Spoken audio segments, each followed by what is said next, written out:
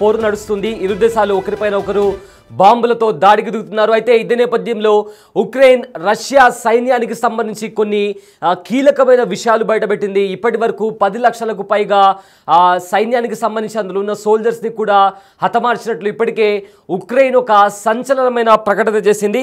అయితే 3 ఏళ్లలో దాదాపు 10 లక్షల మంది రష్యా సైన్యం హతమైనట్లు కూడా ఉక్రెయిన్ చెప్పుకొచ్చింది. రష్యా సైన్యంలో ఉక్రెయిన్ సైనిక అధికారులు రష్యా సైన్యం పైన ఉక్రెయిన్కి సంబంధించిన అధికారులు సంచలనమైన ప్రకటన చేశారు.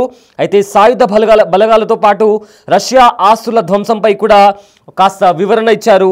అయితే 10,000కు పైగా యుద్ధ ట్యాంకర్లు, అదేవిధంగా 22,000కు పైగా మిలిటరీ వాహనాలను కూడా నాశనం చేస్తామంటూ కూడా ఒక ప్రకటన చేశారు. అయితే 28,000 ఫిరంగి ఆయుధాలు, 50,000కు పైగా ఇంధన ట్యాంకర్లను కూడా ధ్వంసం చేశామంటూ కూడా చెప్పుకొచ్చారు. ఇదే నేపథ్యంలో 1,400 రాకెట్లు, 1,100 వైమానిక రక్షణ వ్యవస్థను కూడా కుప్పకూల్చినట్లు కూడా ప్రకటించారు.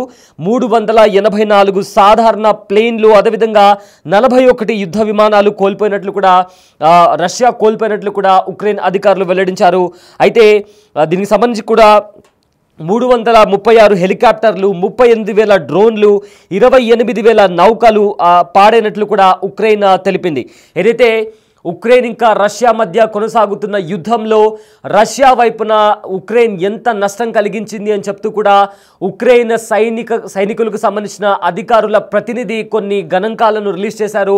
ఇందులో ఉక్రెయిన్కి సంబంధించిన యుద్ధ ట్యాంకర్లు కావచ్చు, ఫిరంగులు కావచ్చు, వార్ ఎయిర్ క్రాఫ్ట్స్, హెలికాప్టర్లు, సాధారణ ప్లేన్లు, ఇవన్నీ ఎంతవరకు వీళ్ళు ధ్వంసం చేశాము అన్నట్లు కూడా ఒక ప్రకటన రిలీజ్ చేశారు. ఇందులో 10,000కు పైగా యుద్ధ ట్యాంకర్లు ఉన్నాయి, 22,000కు పైగా మిలిటరీ వాహనాలను కూడా నాశనం చేసినట్టు వెల్లడించారు. అయితే ఈ గత 3 ఏళ్లలో దాదాపు 10 లక్షల మంది రష్యా సైన్యం హతమైనట్లు కూడా ఉక్రెయిన్ అధికారికంగా ప్రకటించింది. అయితే 336 హెలికాప్టర్లు, 38,000 డ్రోన్లు, అదేవిధంగా 28,000 నౌకలు కూడా, వార్ షిప్స్ కూడా పాడైనట్లు కూడా ఉక్రెయిన్ తెలిపింది. వీటన్నిటితో పాటు ఒక జలంతర్గామి ఏదైతే సబ్మెరైన్ ఉంటుందో దాన్ని కూడా నాశనం చేశామంటూ కూడా ఉక్రెయిన్ చెప్పుకొచ్చింది. ఈ 3 ఏళ్లలో విడతల వారీగా 9,90,800 మంది రష్యా సైనికులు చనిపోయినట్లు కూడా ఉక్రెయిన్ ప్రకటించింది. కేవలం గడిచిన 24 గంటల వ్యవధిలో 1,100 మంది రష్యా సైన్యాన్ని మట్టుబెట్టినట్లు కూడా ఉక్రెయిన్ వెల్లడించింది. సో గడిచిన 24 గంటల్లోనే 1,100 మంది రష్యాకి సంబంధించిన సైన్యాన్ని మట్టుబెట్టినట్లు ఉక్రెయిన్ ప్రకటించింది. అయితే గడిచిన 4 రోజుల్లో యుద్ధానికి సంబంధించి ఆ తీవ్రత మరింత ఎక్కువైంది. ఎప్పుడైతే ఉక్రెయిన్ దాడికి పాల్పడిందో అప్పటి నుంచి ఈ 2 దేశాల మధ్య కూడా ఏదైతే హై టెన్షన్ వాతావరణం అనేది తారాస్థాయికి చేరింది. ఇదే నేపథ్యంలో రష్యా కూడా కొన్ని గణాంకాలను రిలీజ్ చేసింది. ఎంతవరకు వాళ్ళు ఉక్రెయిన్ని నాశనం చేయగలిగారు, ఉక్రెయిన్కి సంబంధించి ఎంతవరకు వాళ్ళు సోల్జర్స్ని హతమార్చగలిగారు అంటూ కూడా రష్యా కూడా కొంత రిపోర్ట్ని బయటపెట్టింది. అయితే రష్యా ఉక్రెయిన్ దేశాల మధ్య భీకర పోరు కొనసాగుతున్న విషయం మనందరికీ తెలిసిందే. అయితే సోమవారం రోజు ఉక్రెయిన్ రష్యాపై డ్రోన్లతో విరుచుకుపడింది. ముఖ్యంగా స్పైడర్ వెబ్ పేరుతో భారీ ఎత్తున డ్రోన్ల దాడి చేసి 7 బిలియన్ల విలువైన 41 విమానాలను కూడా ధ్వంసం చేసింది. 18 నెలల కిందటే స్కెచ్ వేసి మరి తాజాగా ఈ దాడికి పాల్పడినట్లు కూడా ఉక్రెయిన్ వెల్లడించింది. దీని తర్వాత నుంచి రష్యా సైతం ఉక్రెయిన్పై దాడులను తీవ్రతరం చేసింది. అయితే రాత్రి పగలు అనే తేడా లేకుండా తాము చేస్తున్న దాడులతో ఉక్రెయిన్కు చెందిన 1,430 మంది సైనికులు హతమయ్యారని కూడా తాజాగా ప్రకటించింది. ఇదంతా గత 24 గంటల్లో చేసిన దాడుల వల్లేనని కూడా పేర్కొనింది. అయితే ఒకవైపు రష్యా ఉక్రెయిన్ దేశాల మధ్య శాంతి ఒప్పందం గురించి చర్చలకు సన్నాహాలు సాగుతుండగా మరోవైపు ఇరు దేశాల మధ్య తీవ్ర ఉద్రిక్తత పరిస్థితులు కొనసాగుతున్నాయి. సోమవారం రోజు ఉక్రెయిన్ రష్యా పైన పెద్ద ఎత్తున డ్రోన్ దాడులకు పాల్పడగా ఉక్రెయిన్ సైతం అదే స్థాయిలో ప్రతిదాడులు చేస్తోంది.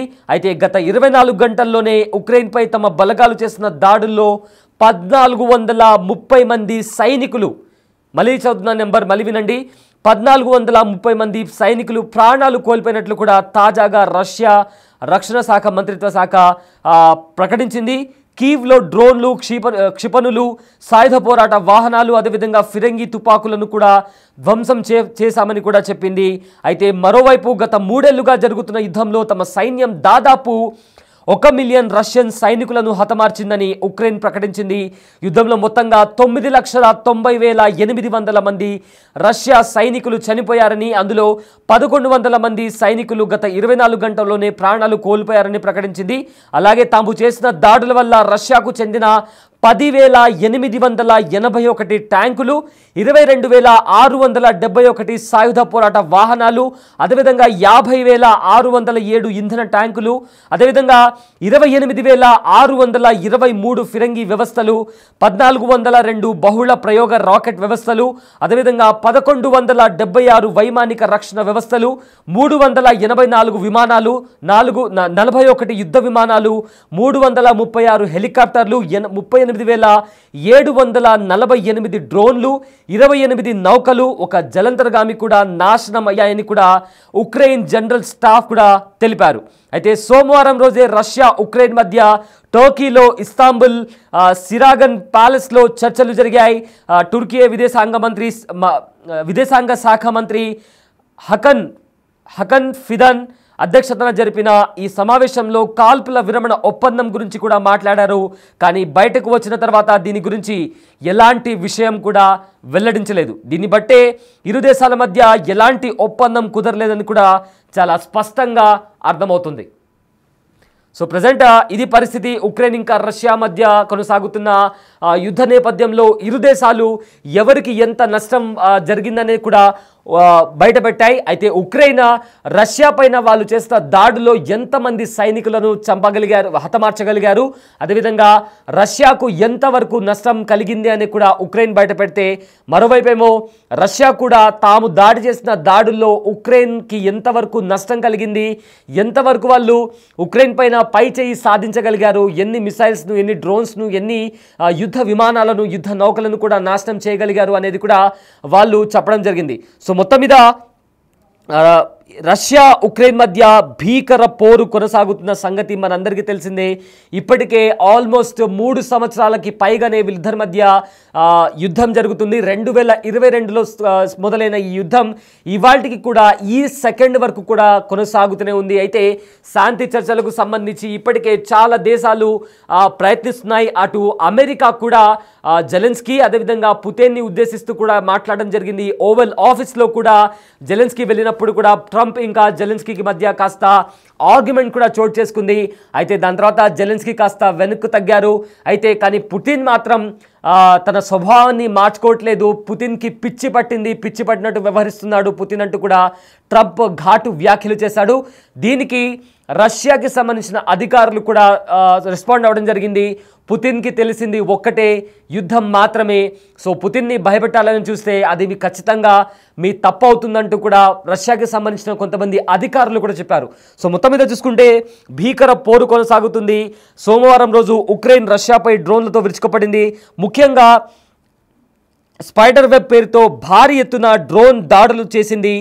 7 బిలియన్ల విలువైన 41 విమానాలను కూడా ధ్వంసం చేసింది. 18 నెలల కిందట స్కెచ్ వేసి మరీ తాజాగా ఈ దాడికి పాల్పడినట్లు కూడా ఉక్రెయిన్ వెల్లడించింది. దీని తర్వాత నుంచి రష్యా సైతం ఉక్రెయిన్పై దాడులను తీవ్రతరం చేసింది. అయితే రాత్రి పగలు అనే తేడా లేకుండా తాము చేస్తున్న దాడులతో ఉక్రెయిన్కు చెందిన 1,430 మంది సైనికులు హతమయ్యారని కూడా తాజాగా రష్యా ప్రకటించింది. ఇదంతా గత 24 గంటల్లో చేసిన దాడుల వల్లేనని కూడా పేర్కొంది.